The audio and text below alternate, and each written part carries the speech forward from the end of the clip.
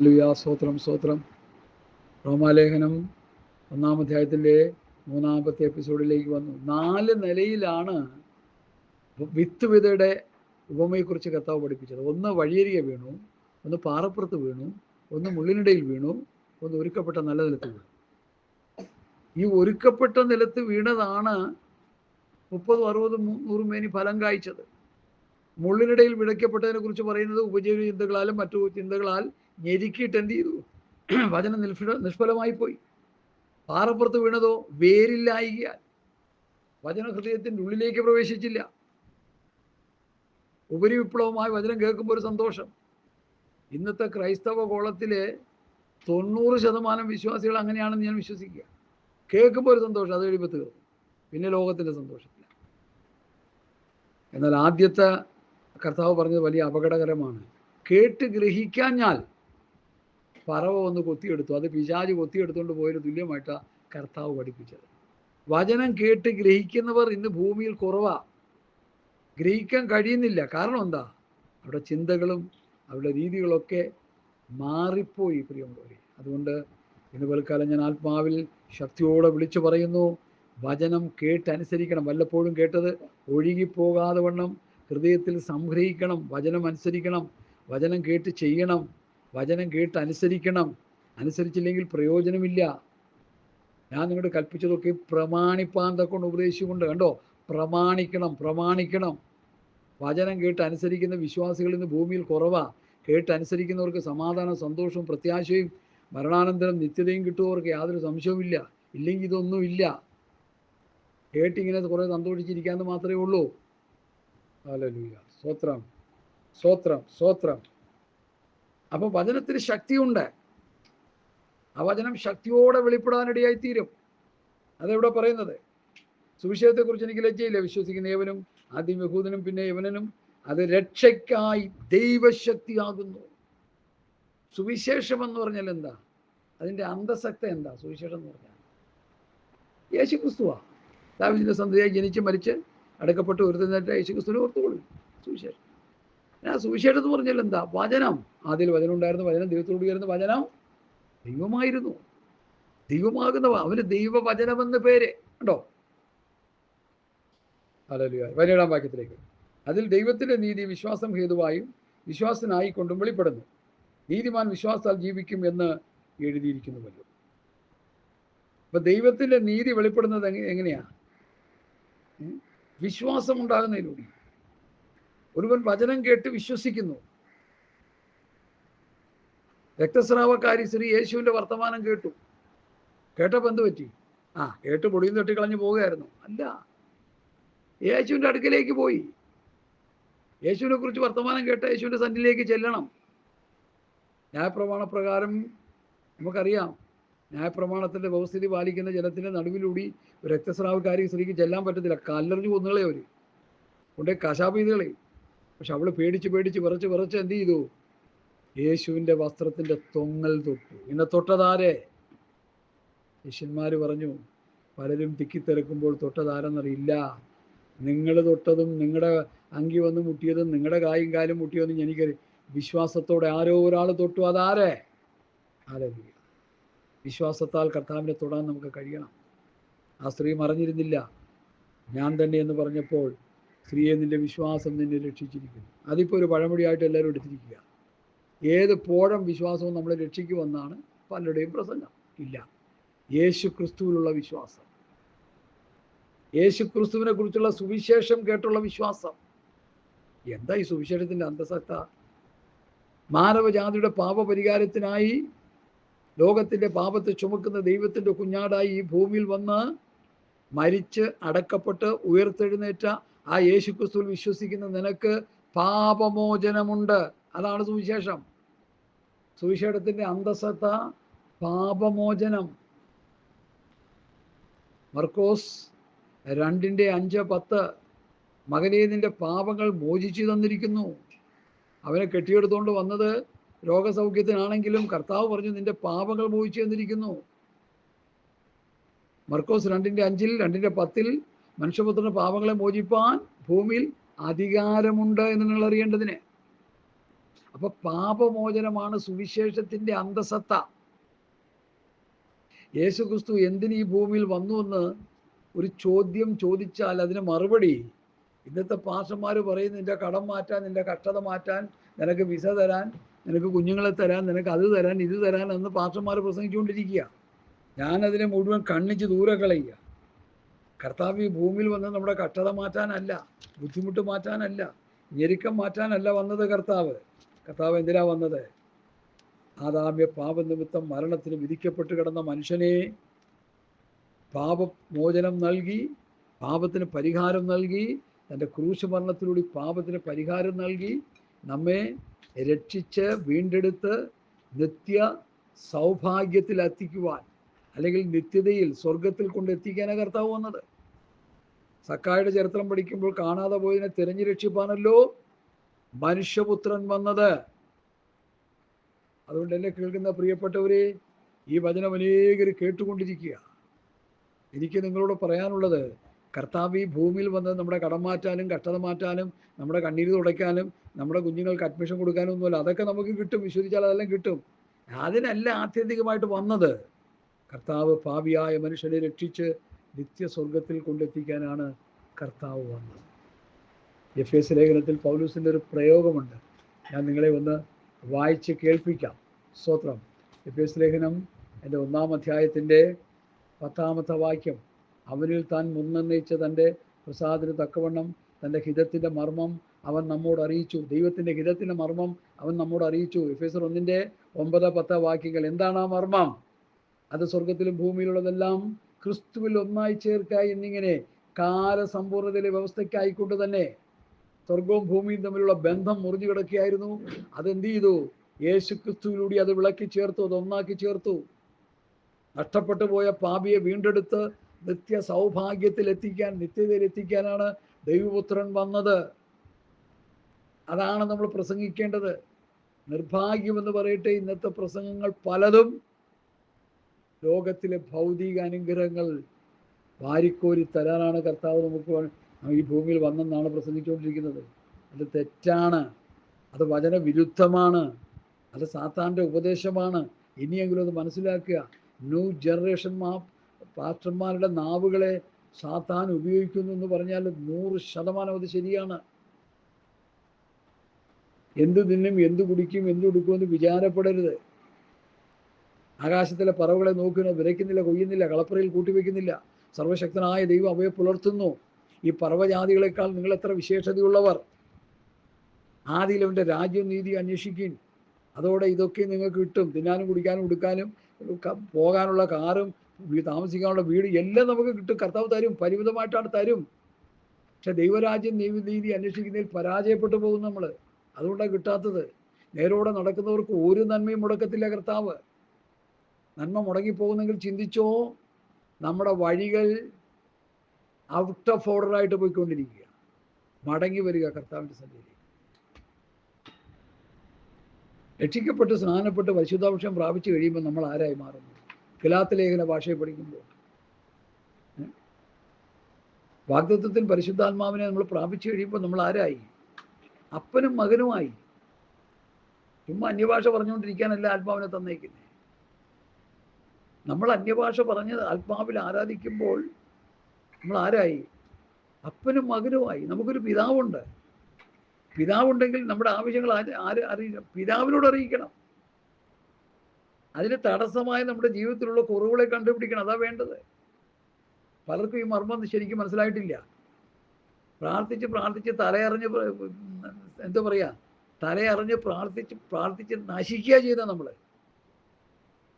അങ്ങനെയല്ല സഹോദരങ്ങളെ, നമ്മുടെ കുറവുകളെ കണ്ടുപിടിക്കുക. പ്രാർത്ഥിക്കുന്നതിന് മുൻപ് ചില ഡോക്ട്രിനുണ്ട്. ഞാൻ പറഞ്ഞു 2 ദിനവൃത്താന്തം 7:14 ഗലാത്യ ലേഖനത്തിലെ ഒരു വാക്യമുണ്ട്. ഞാനത് പല പ്രാവശ്യം എപ്പോഴും പറഞ്ഞുകൊണ്ടിരിക്കുക. ഇത് പല പ്രാവശ്യം പറയുന്നത് എന്തിനെന്ന് ചോദിച്ചാൽ, കേട്ടിട്ട് മനസ്സിലാക്കാൻ കഴിയാത്ത പല പ്രിയപ്പെട്ടവരാണ് നമ്മുടെ ആത്മീയ കോളത്തിലുള്ളത്. അതുകൊണ്ടാണ് ഈ പറയുന്നത്, പിന്നെയും പറഞ്ഞുകൊണ്ടിരിക്കുന്നത്. അതുകൊണ്ടാണ് യെശയ്യാപ്രവാചകന്റെ പുസ്തകത്തിൽ അതിൻ്റെ 1-ാമത്തെ അധ്യായത്തിൽ 15-ാം വാക്യം, നിങ്ങൾ കൈമലർത്തുമ്പോൾ ഞാൻ എൻ്റെ കണ്ണ് മറച്ചു കളയും. നിങ്ങൾ എത്ര തന്നെ പ്രാർത്ഥിച്ചാലും ഞാൻ കേൾക്കയില്ല. നിങ്ങളുടെ കൈ രക്തം കൊണ്ട് നിറഞ്ഞിരിക്കുന്നു. നിങ്ങളെ കഴി വെടിപ്പാക്കുവിൻ. നിങ്ങളുടെ പ്രവൃത്തികളുടെ ദോഷത്തെ എന്നെ കൺമുമ്പിൽ നിന്ന് നീക്കിക്കളവിൻ. തിന്മ ചെയ്യുന്നത് മതിയാക്കുവിൻ. നന്മ ചെയ്യുവാൻ പഠിപ്പിൻ. ന്യായം അന്വേഷിപ്പിൻ. കണ്ടോ, അവൾ പ്രാർത്ഥിക്കുമ്പോൾ കൈ വിശുദ്ധമായിരിക്കണം. കുറവുറ്റങ്ങളെ സമ്മതിക്കണം, പരാജയങ്ങളെ സമ്മതിക്കണം, തെറ്റുകുറ്റങ്ങളെ സമ്മതിക്കണം, നമ്മുടെ അവിവേകങ്ങളെ സമ്മതിക്കണം, നമ്മുടെ പോഷത്വങ്ങളെ സമ്മതിക്കണം, നമ്മുടെ പരാജയങ്ങളെ സമ്മതിക്കണം. തെറ്റിപ്പോയി കർത്താവേ, ഞാൻ വീണുപോയി കർത്താവേ, ഞാൻ പരാജയപ്പെട്ടു പോയി കർത്താവേ, എൻ്റെ കുറവുകളെ ക്ഷമിച്ച് എന്നെ ശുദ്ധീകരിക്കണമേ കർത്താവേ എന്ന് പറഞ്ഞ് നിരപ്പ് പ്രാപിച്ച് പ്രാർത്ഥിക്കുന്ന പ്രാർത്ഥന. ഞാൻ ഏലിയാവിൻ്റെ പ്രാർത്ഥന ഞാൻ പറഞ്ഞല്ലോ. വ്യവസ്ഥ പ്രകാരം ഏലിയാവ് പ്രാർത്ഥിച്ചു. നമ്മുടെ ഇവിടുത്തെ അവസ്ഥ എന്താ? ദാവീദ് ആലയം പണിയാൻ പോയപ്പോൾ ദൈവം എന്താ പറഞ്ഞു? നിന്റെ കൈ രക്തം കൊണ്ട് മലിനമായിരിക്കുന്നു. യുദ്ധം ചെയ്ത് അനേകരെ കൊന്ന കയ്യാ ദാവീദിന്റെ. നീ ആലയം പണിയണ്ട. അതുപോലെ നമ്മുടെ കൈകൾ അശുദ്ധമാണെങ്കിൽ, നമ്മുടെ കൈകൾ കറ പിടിച്ചിട്ടുണ്ടെങ്കിൽ, നമ്മുടെ ജീവിതത്തിൽ ചുമന്ന പക്ഷി വീണിട്ടുണ്ടെങ്കിൽ ദൈവസന്നിധിയിൽ പ്രാർത്ഥിക്കണം. അതിനു വേണ്ടിയാ ഉപവസിക്കേണ്ടത്. അല്ല കാറ് കിട്ടാനും വീട് കിട്ടാനും ലോറി കിട്ടാനും കൊച്ചുങ്ങളുടെ അഡ്മിഷൻ കിട്ടാനും ലോകത്തിലെ ഭൗതിക അനുഗ്രഹങ്ങൾ കിട്ടാൻ തലയറിഞ്ഞ് പ്രാർത്ഥിക്കുന്ന പാസ്റ്റർമാരും വിശ്വാസികളെ കൊണ്ട് ആത്മീയകോളം നിറഞ്ഞു കിടക്കുക. നിങ്ങളെ ദൈവജനം പഠിപ്പിച്ച വിശ്വാസം പറഞ്ഞ് ഞാനിപ്പോഴും ഓർക്കുന്നുണ്ട്. ഉപവസിച്ച് പ്രാർത്ഥിക്കുമ്പോൾ ഞാനും എൻ്റെ കർത്താവുമായിട്ടുള്ള ബന്ധം എങ്ങനെ ഇരിക്കുന്നു അറിയാനോ ഉപവസിക്കുന്നത്. എവിടെയാണ് വീഴ്ച, എവിടെയാണ് തോൽവി, എവിടെയാണ് പരാജയം, എവിടെയാണ് ഞാൻ തെറ്റിപ്പോയത്, എവിടെയാണ് ഞാൻ തെറ്റിപ്പോകുന്നത്, എവിടെയാണ് ഞാൻ ബലഹീനനായിപ്പോകുന്നത്, എവിടെയാണ് എൻ്റെ പരാജയം സംഭവിക്കുന്നത്, ഏത് മേഖലകളിലാണ് എൻ്റെ പരാജയം കിടക്കുന്നത് എന്ന് മനസ്സിലാക്കണം. അതിനാണ് ഉപവസിക്കുന്നത്. ചക്കയ്ക്ക് മാങ്ങയ്ക്കും തേങ്ങയ്ക്കും വേണ്ടിയല്ല. പാസ്റ്റർമാർ അങ്ങനെ പഠിപ്പിച്ചു വെച്ചിരിക്കാന്നേ. യാചിപ്പിൻ കിട്ടും, അന്വേഷിപ്പിൻ കണ്ടെത്തും, മുട്ടുകും തുറക്കപ്പെടും. കർത്താവ് പറഞ്ഞല്ലോ, പല സുവിശേഷങ്ങളിലതുണ്ടല്ലോ. എന്തിനു വേണ്ടി യാചിക്കണം, എന്തിനു വേണ്ടി മുട്ടണം, എന്തിനു വേണ്ടി അന്വേഷിക്കണം? തന്നോട് യാചിക്കുന്നവർക്ക് പരിശുദ്ധാത്മാവിന് എത്ര അധികം കൊടുക്കും. അപ്പോൾ പരിശുദ്ധാത്മാവിൻ്റെ നിറവും കൃപകളും വരങ്ങളും ഒക്കെ പ്രാപിക്കാനായിട്ട് നമ്മൾ യാചിക്കുമ്പോൾ പരിശുദ്ധാത്മാവ് നമ്മളിൽ വന്നു കഴിയുമ്പോൾ എന്ത് കിട്ടും? എന്താ നമുക്ക് കിട്ടുന്നത്? പാപബോധം കിട്ടും. അല്ല വേറെ എന്താ?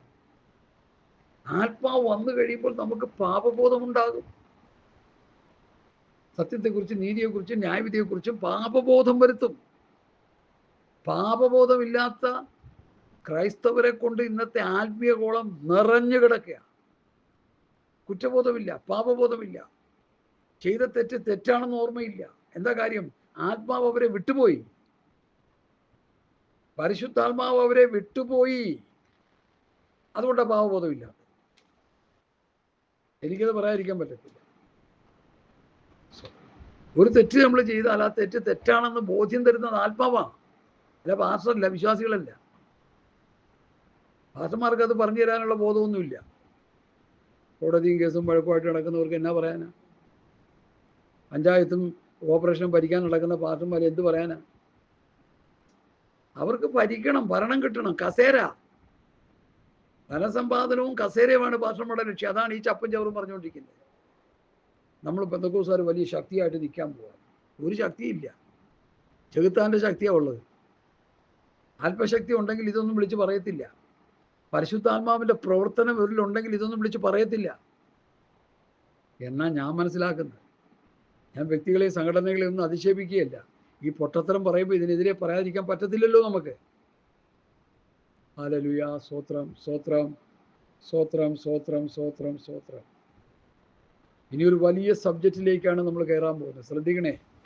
റോമാലേഖനം ഇത്രയും നേരം സംസാരിച്ച് വന്നത് ചെറിയ ചെറിയ വിഷയങ്ങളാണെങ്കിൽ ഇനി വലിയൊരു സബ്ജക്റ്റിലേക്ക്, ഹിമാലയ പർവ്വതം പോലെ ഒരു സബ്ജക്റ്റിലേക്കാണ് ഇനി നമ്മൾ വരാൻ പോകുന്നത്. ശ്രദ്ധിച്ച് കേൾക്കണേ പ്രിയമുള്ളവരെ. ഇത് ശ്രദ്ധിച്ച് കേട്ട് പഠിക്കണം. ഇല്ലെങ്കിൽ നമുക്ക് മുമ്പോട്ട് പോകാൻ പറ്റത്തില്ല. ശ്രദ്ധിച്ച് കേട്ട് പഠിച്ചോ. അതിൻ്റെ 18 മുതലുള്ള വാക്യങ്ങൾ. അനീതി കൊണ്ട് സത്യത്തെ തടുക്കുന്ന മനുഷ്യരുടെ സകല അഭക്തിക്കും അനീതിക്കും നേരെ ദൈവത്തിൻ്റെ കോപം സ്വർഗത്തിൽ നിന്ന് വെളിപ്പെട്ടു വരുന്നു. അനീതി കൊണ്ട് സത്യത്തെ തടുക്കുന്ന മനുഷ്യരുടെ സകല അഭക്തിക്കും അനീതിക്കും നേരെ ദൈവത്തിൻ്റെ കോപം സ്വർഗത്തിൽ നിന്ന് വെളിപ്പെട്ടു വരും. ഈ റോമാലേഖനം ഒരു അവലോകനം നടത്തിയാൽ, റോമാലേഖനം 1-ാം അധ്യായം ആരോടാ നിലകൊള്ളുന്നത്? ലോകത്തിലുള്ള മനുഷ്യരോട്. 2-ാം അധ്യായം ലോകത്തിലുള്ള മനുഷ്യൻ മുഴുവൻ തകർന്ന് തരിപ്പണമായി കിടക്കാന്ന അതിൻ്റെ ഒരു ചെറിയൊരു അവലോകനമായിട്ട് നമ്മൾ പഠിക്കേണ്ടത്. 2-ാം അധ്യായത്തിൽ യഹൂദനോടുള്ള ഇടപെടലുകൾ, യഹൂദന്റെ ഭക്തിയും കാര്യങ്ങളെക്കുറിച്ചൊക്കെ പറയുക. 3-ാം അധ്യായത്തിൽ വരുമ്പോൾ യഹൂദനും ലോക മനുഷ്യനും സഭയും എല്ലാം പൊളിഞ്ഞു കിടക്കാന്നാ പറയും. എല്ലാം ഒരുപോലെ തെറ്റുകാരായെന്നാണ് പഠിപ്പിക്കുന്നത്. ഓരോ ചാപ്റ്ററിനും ഓരോ പഠനങ്ങളുണ്ട്. അത് വളരെ മനോഹരമാണ്.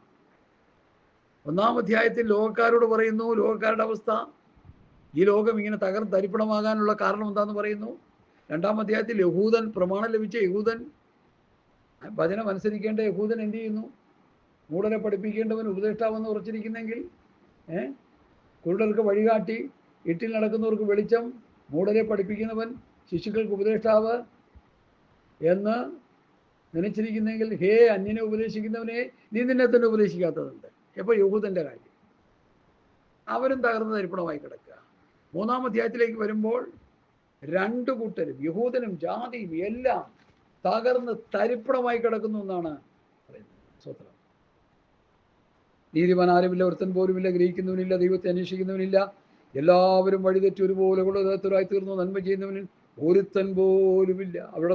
അവരുടെ തൊണ്ട തുറന്ന ശവക്കുഴി, നാവ് കൊണ്ടവർ ചതിക്കുന്നു, സർപ്പവിഷം അവരുടെ അധരങ്ങളിലുണ്ട്, അവരുടെ വായിൽ കയ്പും ശാപവും നിറഞ്ഞിരിക്കുന്നു, അവരുടെ കാൽ രക്തം ചുരുവാൻ ബന്ധപ്പെടുന്നു, നാശവും അരിക്ഷതയും അവരുടെ വഴികളിലുണ്ട്, സമാധാന മാർഗ്ഗം അവർ അറിഞ്ഞിട്ടില്ല, അവരുടെ ദൃഷ്ടിയിൽ ദൈവഭയമില്ല എന്ന് എഴുതിയിരിക്കുന്നുവല്ലോ. ആകയാൽ എന്ത് നമുക്ക് വിശേഷതയുണ്ടോ? അശേഷമില്ല. യഹൂദന്മാരും യവനന്മാരും ഒരുപോലെ. അപ്പം യഹൂദൻ യഹൂദജാതി, യവനൻ ലോകത്തിലെ മനുഷ്യൻ, രണ്ടും ഒരുപോലെ കൊള്ളരുതാത്തവരായി തീർന്നു എന്നാണ് എഴുതിയിരിക്കുന്നത്. 1-ാം അധ്യായത്തിൽ ലോകജാതികളെക്കുറിച്ച്, 2-ാം അധ്യായത്തിൽ യഹൂദനെക്കുറിച്ച്, 3-ാം അധ്യായത്തിൽ യഹൂദനും ജാതിയും ഒരുപോലെ ഗുണമില്ലാത്തവനായി കിടക്കുക. അവിടുന്ന് ദൈവത്തിൻ്റെ ജസ്റ്റിഫിക്കേഷൻ, നീതീകരണത്തിലേക്ക് 3-ാം അധ്യായം അതിൻ്റെ 19 മുതൽ സ്തോത്രം 26 വരെയുള്ള വാക്യത്തിൽ നീതീകരണം എന്ന വിഷയത്തിലേക്ക് പൗലോസ് വരികയാണ്, പഠിപ്പിക്കുകയാണ്. യേശു ക്രിസ്തുവിൽ വിശ്വസിക്കുമ്പോൾ എന്ത് ചെയ്യുന്നു? നീതീകരിക്കപ്പെടുന്നു. ഞാൻ അങ്ങോട്ട് പോകുന്നില്ല, അത് വേറൊരു സബ്ജക്റ്റ് ആയതുകൊണ്ട് അതിലോട്ട് പോകുന്നില്ല. അത് വേറൊരു ദിവസം നമുക്കിവിടെ. നീതീകരണം, വിശുദ്ധീകരണം, തേജസ്കരണം, അത് 3ഉം ശക്തമായിട്ട് എടുത്ത് പഠിക്കേണ്ടതാണ്. നമ്മളതിലേക്ക് വരുന്നുണ്ട് പിന്നാലെ. സ്വതന്ത്രം ചില ദിവസങ്ങൾ കഴിഞ്ഞ് പ്രസംഗിക്കണം എൻ്റെ ഉള്ളിൽ ശക്തമായ പ്രേരണയുണ്ട്. നീതീകരണം, വിശുദ്ധീകരണം, തേജസ്കരണം 3ഉം അടുക്കായിട്ട് എടുത്ത് പറയണം. 3ഉം അടുക്കായിട്ട് പറഞ്ഞ് വിശ്വാസികളെ പ്രബോധിപ്പിച്ചാലേ കാര്യങ്ങൾ മനസ്സിലാകത്തുള്ളൂ. നിത്യജീവൻ ഫ്രീ ആയിട്ട് കിട്ടുന്നതാ. പാപത്തിൻ്റെ ശമ്പളം മരണമത്രേ, ദൈവത്തിൻ്റെ കൃപാവരമോ കർത്താവായ യേശു ക്രിസ്തുവിൻ്റെ. അപ്പോൾ കൃപാവരം ഫ്രീ ആയിട്ടല്ലേ തരുന്നത്? നിത്യജീവൻ ഫ്രീ ആയിട്ട് കിട്ടുക. പക്ഷെ അത് ഫ്രീ ആയിട്ട് കിട്ടത്തില്ല, അതിന് വില കൊടുക്കണം. അതാണ് റോമാലേഖനം 6-ാം അധ്യായത്തിൻ്റെ പഠനം. ബൈബിൾ സ്റ്റഡി ബാർ പാസ്റ്റർ സാമ്പോൾ എന്ന് അടിച്ചാൽ റോമാലേഖനം 6-ാം അധ്യായത്തിൻ്റെ പഠനം നിങ്ങൾക്ക് യൂട്യൂബിൽ നിന്ന് എടുത്ത് പഠിക്കാൻ പറ്റും. അത് നിങ്ങളെടുത്ത് പഠിക്കുക. വളരെ ശ്രദ്ധേയമായ പഠനങ്ങളാണ് റോമാലേഖനം 6-ാം അധ്യായത്തിലെ വിഷയങ്ങൾ. ഞാൻ വിഷയത്തിലേക്ക് വരട്ടെ. അപ്പോൾ ഇവിടെ 18-ാം വാക്യത്തിൽ, അനീതി കൊണ്ട് സത്യത്തെ തടുക്കുന്ന മനുഷ്യരുടെ സകല അഭക്തിക്കും അനീതിക്കും നേരെ ദൈവത്തിൻ്റെ കോപം സ്വർഗത്തിൽ വെളിപ്പെട്ടു വരുന്നു.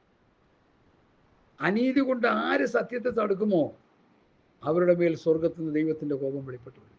വേദപുസ്തകം പറയാ, ഞാനല്ല. അതുകൊണ്ട് നമ്മൾ നന്നായിട്ട് ഈ കാര്യം മനസ്സിലാക്കുക. അനീതി കൊണ്ട് സത്യത്തെ ആരും തടുക്കരുത്. ഇത് പലരും അനീതി കൊണ്ട് സത്യത്തെ തടുത്തുകൊണ്ടിരിക്കുക. വിശ്വാസികളും ശൂഷകന്മാരും ലോകമനുഷ്യരും എല്ലാം അത് ചെയ്തുകൊണ്ടിരിക്കുക. അനീതി ചെയ്ത് വചനത്തിൻ്റെ സത്യത്തെ തടുത്തു കളയുക. ദാറ്റ് ഈസ് ഗ്രേറ്റ് സിന്നാണത്, പാപമാണ്. അതുകൊണ്ട് വളരെ ബോധവാന്മാരാകുക വിഷയത്തെക്കുറിച്ച്. ഇവിടെ ലോകമനുഷ്യൻ ചെയ്ത വിഷയത്തെയാണ് ഇവിടെ ചിത്രീകരിക്കുന്നത് പൗലൂസ്. അനീതി കൊണ്ട് സത്യത്തിൽ അടുക്കുന്ന മനുഷ്യരുടെ സകല അനീതിക്കും അഭക്തിക്കും നീരെ ദൈവത്തിൻ്റെ കോപം സ്വർഗത്തിന് വെളിപ്പെട്ട് വരുന്നു. ദൈവത്തെക്കുറിച്ച് അറിയാവുന്നത് അവർക്ക് വെളിവാക്കിയിരിക്കുന്നു. ദൈവം അവർക്ക് വെളിവാക്കിയല്ലോ. അവൻ്റെ നിത്യശക്തിയും ദിവ്യത്വമായി അവൻ്റെ അദൃശ്യ ലക്ഷണങ്ങൾ ലോക സൃഷ്ടി മുതൽ അവൻ്റെ പ്രവൃത്തികളാൽ ബുദ്ധിക്ക് തെളിവായി വെളിപ്പെട്ടു വരുന്നു. അവർക്ക് പ്രതിവാദമില്ലാതിരിക്കേണ്ടതിന് തന്നെ. അത് നമുക്ക് ഒരു സങ്കീർത്തന പുസ്തകത്തിൽ നിന്ന് നമുക്കതൊന്ന് പഠിക്കാനായിട്ട് ശ്രമിക്കാം. സങ്കീർത്തന പുസ്തകം അതിൻ്റെ 19-ാം അധ്യായം, സങ്കീർത്തനം 19. ആകാശം ദൈവത്തിൻ്റെ മഹത്വത്തെ വർണ്ണിക്കുന്നു, ആകാശ വിധാനം അവൻ്റെ കൈവേലയെ പ്രസിദ്ധമാക്കുന്നു. പകൽ പകലിന് വാക്ക് പഠിക്കുന്നു, രാത്രി രാത്രിക്ക് അറിവ് കൊടുക്കുന്നു. ഭാഷണമില്ല, വാക്കുകളില്ല, ശബ്ദം കേൾപ്പാനുമില്ല. ഭൂമിയിലെല്ലായിടവും അതിൻ്റെ അളവ് നൂലും ഭൂതലത്തിൻ്റെ അറ്റത്തോളം അതിൻ്റെ വചനങ്ങളും ചെല്ലുന്നു. അവിടെ അവൻ സൂര്യനൊരു കൂടാരം അടിച്ചിരിക്കുന്നു.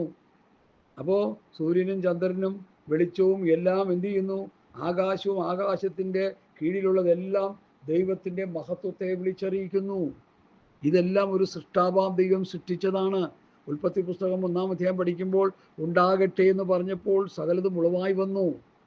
വാക്കാൽ ദൈവം സൃഷ്ടിച്ചു, ദൈവത്തിൻ്റെ വചനത്താൽ ദൈവം സൃഷ്ടിച്ചു, ദൈവത്തിൻ്റെ വാക്കുകൊണ്ട് സൃഷ്ടിച്ചു. എന്നാൽ മനുഷ്യനെ മാത്രം എന്ത് ചെയ്തു? സ്വന്തം കൈകൊണ്ട് മെനഞ്ഞ് സൃഷ്ടിച്ചതാണ് മനുഷ്യൻ. മണ്ണുകൊണ്ട് സൃഷ്ടിച്ച് മൂക്കിൽ ജീവശ്വാസം ഊതി ജീവനുള്ള ദേഹിയായി തീർന്നു മനുഷ്യൻ. ദൈവത്തിൻ്റെ കരവിരുതാണ് മനുഷ്യൻ. ആ മനുഷ്യനാണെന്ന് മെൻവാസ എഡിക്കൽ അനിമൽ, മനുഷ്യനൊരു മൃഗമായി മാറിയിരിക്കുന്ന കാലമാണ്. രാഷ്ട്രീയ പാർട്ടികളെ നിങ്ങൾ ശ്രദ്ധിച്ചാൽ അറിയാം. രാഷ്ട്രം ഭരിക്കുന്ന ഭരണാധിപന്മാരെ നമുക്ക് ശ്രദ്ധിച്ചാൽ അറിയാം. കൊന്ന് തിന്നുന്നവരുണ്ട്. വിശ്വാസികളല്ല, ലോക മനുഷ്യരെ, ലോകത്തിലുള്ള മനുഷ്യരെ എന്ത് ചെയ്യുക? കൊല്ലുകളയുക. കായിൻ്റെ ആത്മാവ്. കൊല്ലുക മാത്രമല്ല, ചട്ടിയിലിട്ട് വറുത്ത് പൊരിച്ച് തിന്നുക. കേരളക്കരയിലും അത് സംഭവിച്ചു. ഇദി അമീൻ എന്ന് പറഞ്ഞ മനുഷ്യൻ സ്വന്തം ഭാര്യയെ വെട്ടി നുറുക്കി വേവിച്ച് തിന്ന ചരിത്രം നമ്മളെല്ലാം അറിവുള്ളതാണ്.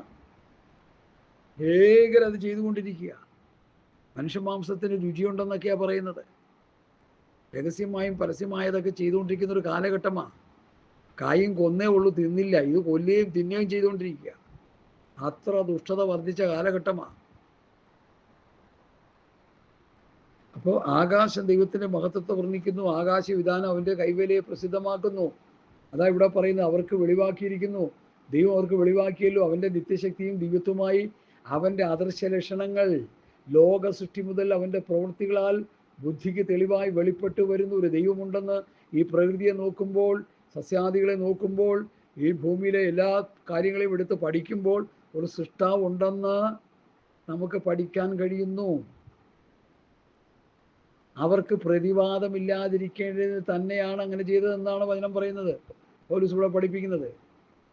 ഇനി അതിൻ്റെ 21-ാം വാക്യത്തിലേക്ക് ഞാൻ വരുന്നു. എൻ്റെ പ്രധാന വിഷയം 21-ാം വാക്യം. അവർ ദൈവത്തെ അറിഞ്ഞിട്ടും അവനെ ദൈവമെന്നോർത്ത് മഹത്വീകരിക്കുകയോ നന്ദി കാണിക്കുകയോ ചെയ്യാതെ തങ്ങളുടെ നിരൂപണങ്ങളിൽ അവർ വ്യർത്ഥരായി തീർന്നു. തങ്ങളുടെ നിരൂപണങ്ങളിൽ അവർ വ്യർത്ഥരായി തീർന്നു. ദയർ ഇമാജിനേഷൻസ്, അവരുടെ സ്വന്തം നിരൂപണങ്ങളിൽ. സെൽഫ് ഇമാജിനേഷൻ, സ്വന്തം നിരൂപണങ്ങളിൽ. ദയർ ഇമാജിനേഷൻസ്, സ്വന്തം നിരൂപണം, സ്വന്തം കണക്കുകൂട്ടുകൾ, സ്വന്തം എല്ലാം സ്വന്തം പ്രകാരം ദൈവത്തെ വിട്ടുകളഞ്ഞു എന്നാണ് നമുക്ക് ഈ വാക്യത്തിൽ നിന്ന് നമുക്ക് പഠിക്കാൻ കഴിയുന്നത്. 20-ാം വാക്യം വായിക്കുമ്പോൾ, അല്ലെ 19-ാം വാക്യം, ദൈവത്തെക്കുറിച്ച് അറിയാവുന്നവർക്ക് വെളിവാക്കി. ദൈവം അവർക്ക് വെളിവാക്കിയിരിക്കുന്നു. 20 വായിക്കുമ്പോൾ അവൻ്റെ നിത്യശക്തിയും ദൈവത്വവുമായി അവൻ്റെ അദൃശ്യ ലക്ഷണങ്ങൾ ലോക സൃഷ്ടി മുതൽ തൻ്റെ പ്രവൃത്തികളാൽ ബുദ്ധിക്ക് വെളിപ്പെട്ട് വരുന്നു. ഈ ലോകത്തിലെ സകല സൃഷ്ടിജാലങ്ങളെ നോക്കുമ്പോൾ ദൈവമുണ്ടെന്ന് നമുക്ക് പഠിക്കാൻ കഴിയുന്നു, അതിലൂടെ വിശ്വസിക്കാൻ കഴിയുന്നു. അതാ ഇവിടെ പൗലോസ് പറയുന്നത്. അവൻ്റെ അദൃശ്യ ലക്ഷണങ്ങൾ ലോക സൃഷ്ടി മുതൽ അവൻ്റെ പ്രവൃത്തികളാൽ ബുദ്ധിക്ക് വെളിപ്പെട്ട് വരുന്നു. ഈ കറണ്ട് എങ്ങനെ ഉണ്ടായെന്ന് ചോദിച്ചാൽ, അണക്കെട്ട് തടഞ്ഞു നിർത്തി വെള്ളം ചാടിച്ച് അതിൽ നിന്ന് കറണ്ട് എടുക്കുന്നു.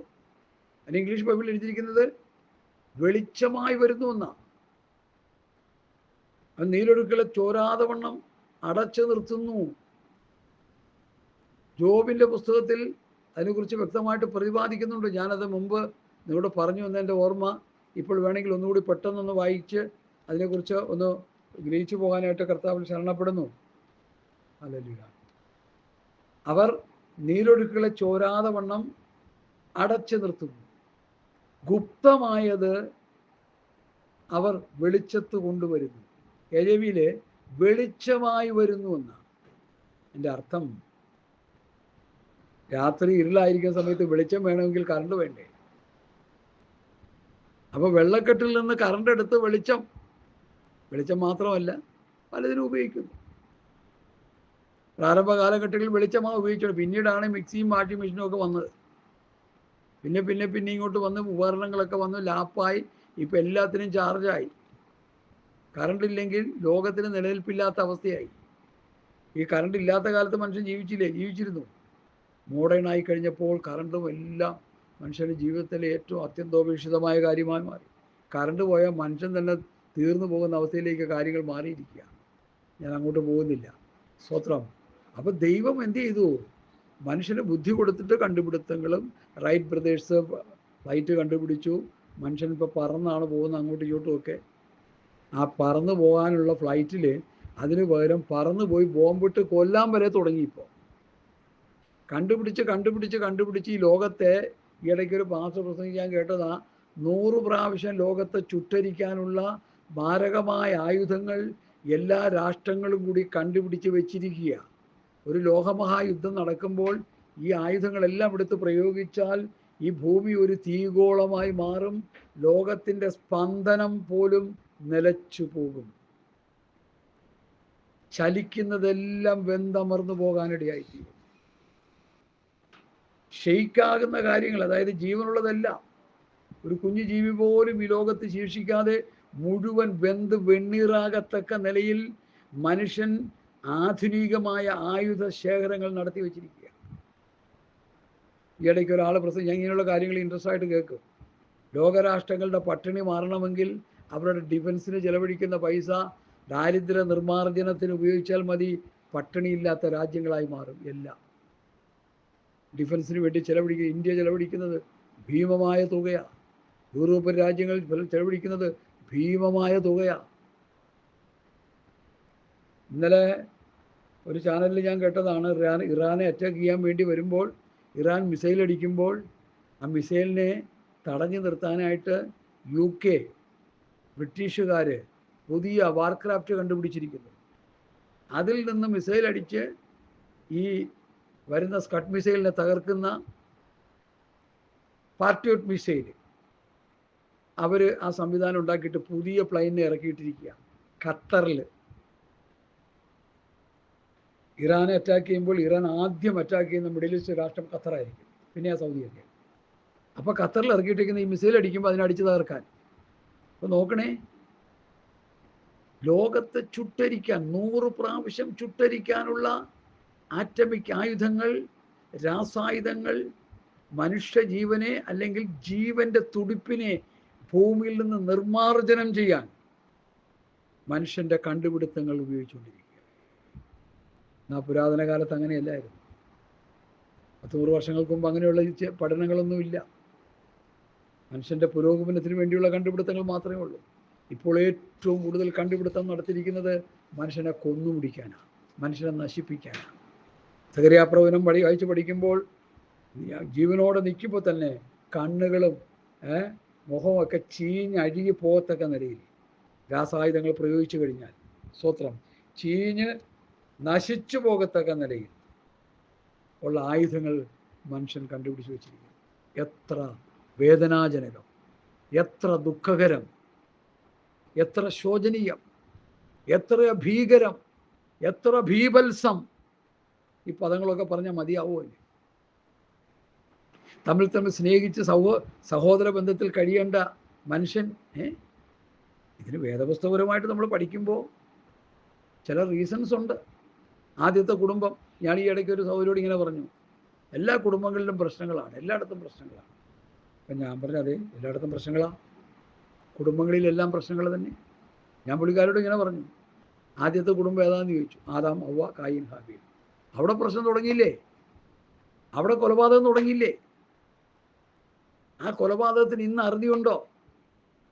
ഒരുത്തനെ കൊല്ലാൻ 38 വെട്ടുവെട്ടിയും 39 ഓങ്ങി നിൽക്കുക ഒരു കൂട്ടർ. പക്ഷേ ഈ ഭൂമി സ്വർഗം ഉണ്ടാക്കാൻ പോവുക അവർ. അങ്ങനെ ഒരു കൂട്ടർ. പിന്നെ അങ്ങനെ ഒത്തിരി കൂട്ടരുണ്ട്. ഇവരെയൊക്കെ പറഞ്ഞ് ഇവരുടെ കാര്യം പറഞ്ഞുകൊണ്ടിരുന്നാൽ അതിന് നേരം ഉണ്ടാവും. അതിലേക്കൊന്നും ഞാൻ പോകുന്നില്ല. ഒരു കാര്യം മനസ്സിലാക്കണം, ഇന്ന് ഈ ഭൂമിയെ ചുട്ടരിക്കാനുള്ള എല്ലാ സംവിധാനങ്ങളും മനുഷ്യൻ തന്നെ ഉണ്ടാക്കി വെച്ചിരിക്കുക. അതുകൊണ്ടാണ് പത്രോസ് എഴുതിയത്, ആത്മാവിൽ എഴുതിയത്. എന്തെഴുതി? ഭൂമി തീക്കായി സൂക്ഷിച്ചു വെച്ചിരിക്കുന്നു.